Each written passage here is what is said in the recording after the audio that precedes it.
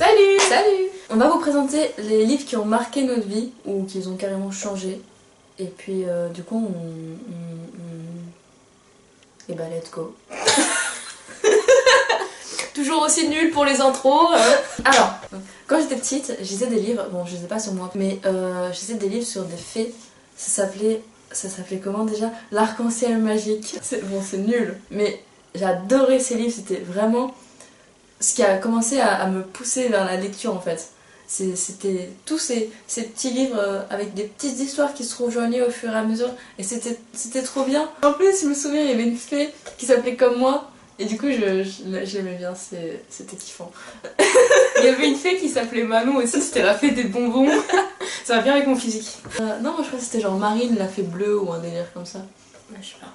Et j'aimais bien le bleu et en plus la fée elle s'appelait comme moi et comme le livre c'était le numéro 5 ou le 7 je sais plus, et bah du coup les deux c'est devenu mes chiffres préférés. Je me souviens une fois j'avais lu toute une saison on va dire, un truc comme ça, genre en une après-midi et j'étais trop fière de moi, c'était la première fois de ma vie que je lisais autant et du coup c'est vraiment ce qui m'a fait tiens tu vas devenir un lecteur. À toi. Alors moi, je vais vous parler de mon livre préféré, genre c'est vraiment mon livre préféré de la mort qui tue, c'est donc Le Monde de Charlie, oui j'ai 2 exemplaires. En anglais c'est The Perks of Being a Wallflower. En gros c'est un ado qui sort du collège pour aller au lycée, il est tout seul, il a pas d'amis et tout, et en gros il va découvrir un peu ce que c'est l'adolescence, genre les fêtes, le sexe, la drogue, l'alcool et tout, en compagnie de ses 2 meilleurs amis, qui sont Patrick et Sam. Et il va découvrir aussi l'amour, hein. Et ça va être compliqué pour le petit Charlie. Parce qu'il a vécu beaucoup de choses très tristes. Pourquoi c'est mon livre préféré? Un livre aussi badant? Bah en fait, je l'ai découvert de base, j'ai découvert ce livre parce que le film allait sortir et les acteurs principaux, donc Charlie est joué par Logan Lerman et Sam est joué par Emma Watson. Et ces 2 acteurs-là étaient vraiment genre, je les aimais toujours, je les aime toujours. Je les aimais genre d'un amour énorme, pour vous dire, j'étais amoureuse de Logan Lerman. Pourquoi je parle au passé, souvent le cas. Et genre quand j'ai vu qu'il faisait un film, Le Monde de Charlie, j'ai été me renseigner et tout, et j'ai vu qu'il y avait un livre. Et du coup je l'ai lu et ça m'a beaucoup plu. En fait, je l'ai découvert quand j'avais 13 ou 12 ans, un truc comme ça, il me semble que j'avais 12 ans. Et c'était un peu la seule chose qui me rendait genre heureuse. En fait, quand je les lisais, je me coupais du monde, et parce qu'au collège j'ai eu une époque difficile de ma vie, oui. Et ce livre m'a beaucoup aidée parce que je me sentais un peu comme Charlie, en moins hard. Mais je me sentais comme Charlie, exclue de tout. Du coup, ouais, j'étais bien seule et ma seule source de bonheur, on va dire, c'était Le Monde de Charlie. Et j'ai attendu le film, un peu comme Marine, genre, avec The Mortal Instruments. J'attendais le film tout le temps, il a été repoussé et tout. Je connaissais la bande d'annonce par cœur parce que je la regardais tous les jours, c'était un peu ma dose de bonheur. Genre, avant d'aller à l'école, je regardais la bande d'annonce du Monde de Charlie. Je la connais encore d'ailleurs par cœur. Mais enfin, voilà, les livres sont... Le livre, il n'a pas assez de choix, j'en ai 2. Le livre est incroyable, le film est bien adapté, c'est vraiment incroyable. Et il a vraiment changé ma vie, c'est grâce, en partie grâce à ces livres que je suis une book addict aujourd'hui, donc ils sont la raison de ma perte. Mais pourquoi je parle au pluriel? Il est la raison de ma perte. Pour mon deuxième livre, c'était Les 10 petits nègres d'Agatha Christie. J'ai lu ça quand j'étais en primaire. Oui, j'étais une enfant très étrange. Mais c'était vraiment mon livre préféré en fait. J'aimais bien Hercule Poirot et toutes ces histoires. Et j'avoue j'étais triste qu'il soit pas dans ce livre. Mais ce livre était quand même trop bien. Je voulais trop savoir qui était le tueur et pourquoi. Et s'ils allaient tous mourir ou pas. J'ai pas le livre sur moi parce qu'il est chez moi. Et là on n'est pas chez moi. Mais en gros... c'est des gens qui sont réunis, qui se réunissent sur une île, je crois. Enfin bref, ils sont coupés du monde. Et ça va se passer comme dans un vieux conte qui s'appelle Les 10 petits nègres en fait. Je déteste employer ce mot, mais il y en a un qui se fait massacrer dans la cuisine, un autre qui se fait tuer par un ours, enfin, vous voyez quoi. Et du coup, là il y a un tueur parmi eux et il va les décimer un par un. Dans le même ordre que le conte des 10 petits nègres finalement. Et ce livre il était vraiment trop bien. Et c'est ce qui m'a tourné un peu plus vers des livres plus matures et qui m'a fait sortir de mes livres de fées de petit enfant. Merci Agatha Christie. Mais du coup oui, c'était vraiment un super livre. Je me souviens, j'avais dû faire un exposé sur un livre, n'importe lequel en fait. C'était en CM1. J'avais choisi celui-là. Et ça s'était plutôt bien passé. Et je m'étais dit que j'allais le relire juste avant d'aller en cours finalement, du coup la veille. Parce que ça faisait un bout de temps que je l'avais pas lu. Et du coup je me suis vraiment endormie avec le livre comme ça. Alors, moi, mon deuxième livre, je sens que vous allez me juger. En fait, ce livre de base, c'est une fanfiction. Je ne parle pas d'after, rassurez-vous, je ne parle pas d'after. C'est une fanfiction sur le couple Harry Styles et Louis Tomlinson. Elle me juge d'un point. Écrit par Camille, je connais pas son nom de famille. Parce que je l'ai jamais su, ça commence par elle, je pense que c'est Camille L. C'est en 3 tomes. Vous pouvez la retrouver, non, je crois qu'elle a supprimé son site.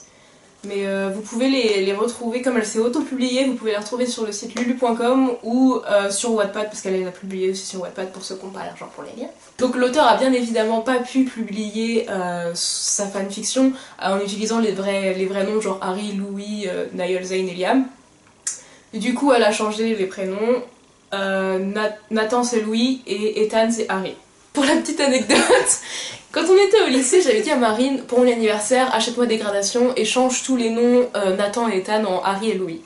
Et l'année dernière, c'est ce qu'elle a fait. Donc vous pouvez voir que là, elle a dit qu'elle avait mis 1000 ans. Et genre, voilà, dans le résumé, il y a écrit Louis. Et dans la première page, je sais pas si vous voyez, mais voilà. Elle a changé tous les prénoms. Bon, C'était long. C'était long et chiant. Et du coup j'ai dû lire Dégradation. Bon, en diagonale, mais j'ai dû lire Dégradation quand même. Et bah c'était nul. elle est malade, elle. Je suis désolée, j'utilise pas les noms du livre, je préfère utiliser vrai nom. Donc c'est l'histoire de Louis, un cliché sur pattes. Louis, un vrai cliché sur pattes. Genre il est capitaine de l'équipe du foot de la fac. C'est un grand branleur, je crois qu'il fout un peu rien. Ses parents ils sont riches, en fait c'est un gosse de riche quoi. Sa petite copine, elle est grave populaire et tout. Enfin voilà. C'est un vrai cliché. Sauf qu'un jour, Louis reçoit un mail d'un certain anonyme qui lui demande « Qu'est-ce que tu ferais s'il te restait 100 jours à vivre ?» Et Louis répond « Vivre, je suppose, j'essaierai de vivre. » Et tous les jours, Louis envoie un décompte de 100 jours à cet email anonyme. Et du coup, on va suivre l'histoire de Louis et Harry pendant 3 tomes. Ils sont très très bien. Trigger warning, ça... Il y a des scènes avec beaucoup de drogue, beaucoup d'alcool et ça parle de la maladie borderline. Voilà, donc je préfère vous prévenir au cas où. Cette histoire m'a marquée parce que tout simplement c'est la première fanfiction de Larry que j'ai lue. Et pour vous dire, Larry font une grande partie de ma vie. Genre, sans eux, je crois que je serais vraiment, genre, ma vie serait plate. Grâce à eux, j'ai rencontré des personnes formidables. Je fais un gros bisou à mon groupe chat, Larry's as fuck. D'ailleurs, elles ont créé une chaîne YouTube pour notre groupe chat, du coup. Je suis pas sûre de faire des vidéos aussi souvent qu'elles. Tout simplement parce que je suis occupée avec Overbooks. Mais j'apparaîtrai dans les vlogs et tout comme ça. Donc, je vous mets le lien en description. Notre chaîne YouTube c'est Stylotante. Tout est expliqué dans la vidéo de présentation que une des filles a faite. Et voilà. Ah, j'ai oublié de vous dire aussi, en parlant de Larry, que une de mes copines s'est fait publier sa fanfiction Larry, qui s'appelle Pinky Swear It. Donc elle va se faire publier par une vraie maison d'édition et tout. Et quand le livre sortira, comptez sur moi pour faire une petite pub ou un book talk dessus, je sais pas, peut-être que je le ferai toute seule du coup parce que je suis la seule qui l'a lu, ou on verra, mais voilà. Pour mon troisième et dernier livre, je vais vous parler obviously de TMI, écrit par la très peu connue Cassandra Clare. Comme personne ne connaît ce livre, je vais vous en parler un peu plus en profondeur. Installez-vous, ça peut prendre un petit moment. Donc on va suivre l'histoire de Clary Frey, qui est une fille complètement normale, et qui va finalement découvrir que non, elle n'est pas comme nous, et qu'elle est à moitié ange, et que du coup elle vient d'une espèce qui doit protéger la Terre de toutes les attaques démoniaques. Et franchement c'est incroyable, c'est incroyable. Et je sais que il y a beaucoup de critiques sur ces livres, comme quoi les personnages c'est un peu toujours les mêmes, c'est un peu redondant, des trucs comme ça. En soi, objectivement, je suis d'accord. Mais ça m'empêche pas d'apprécier vraiment énormément ces livres et de me faire tatouer dessus à peu près une fois par an finalement. Ces livres m'ont sauvé la vie parce que je les ai découverts quand j'étais vraiment à un moment pas bien, genre vraiment au fond du gouffre de l'enfer de ma vie. Et oui, du coup, genre pouvoir me plonger dans un monde totalement différent et qui n'avait rien à voir avec mon enfer personnel dans lequel je vivais. Je vais pas vous en raconter plus, sinon vous allez vous jeter du haut d'une falaise. Puis ça me regarde pas. Pour moi, ça a été la planche de salut. C'était vraiment... Ces histoires se sont ancrées dans ma tête et des fois le soir, je restais à ma fenêtre et je regardais le parc en bas de chez moi et je me disais, imagine si tu vois un de ces personnages passer, peut-être que toi aussi tu vas aller vivre une vie meilleure ou tu vas peut-être mourir tous les jours à cause de démons, mais ce sera toujours mieux que ta merde. Si vous connaissez pas, bah je vous les conseille. Si vous voulez découvrir du fantastique ou juste trouver un nouveau genre de lecture ou je ne sais quoi, et bah lisez-les. Mais ma dernière saga qui a marqué ma vie et l'a changé à tout jamais, c'est donc la série de la Maison de la Nuit. Je l'ai découvert quand j'avais 12 ans aussi, je crois que c'était après Le Monde de Charlie. Ma soeur avait acheté le premier tome, elle l'avait lu et elle m'avait dit Manon, lis-les. Tu vas voir, tu rentres direct dedans, c'est trop bien et tout. L'histoire de la Maison de la Nuit, c'est Zoé, une fille banale comme vous et moi, Encore qui un jour était marquée. Donc elle a une petite lune sur le front et elle apprend donc qu'elle deviendra un vampire et elle ira dans une école de vampires appelée la Maison de la Nuit. Cette saga est écrite donc par PC et Christine Cast. Elle fait 12 tomes. 12 tomes de vent. Alors oui, je sais, vous allez me dire, mais Manon, pourquoi ils ont marqué ta vie alors que clairement là t'es en train de faire une critique genre nulle? Tout simplement parce que grâce à eux et au Monde de Charlie, j'ai commencé à relire. Parce que quand j'étais petite, je lisais beaucoup et à peu près de mon CE1 à ma 6ème, je lisais plus quoi. Et donc ces livres-là et le Monde de Charlie m'ont redonné envie de lire et c'est grâce à eux qu'aujourd'hui je suis une book addict et que je n'ai plus d'argent. Franchement, je vous les conseille pas. On est là aussi pour faire des critiques et du coup je donne mon avis. J'ai lu 12 tomes, je les ai lus durant toute ma vie, de mes 12 ans à mes 20 ans.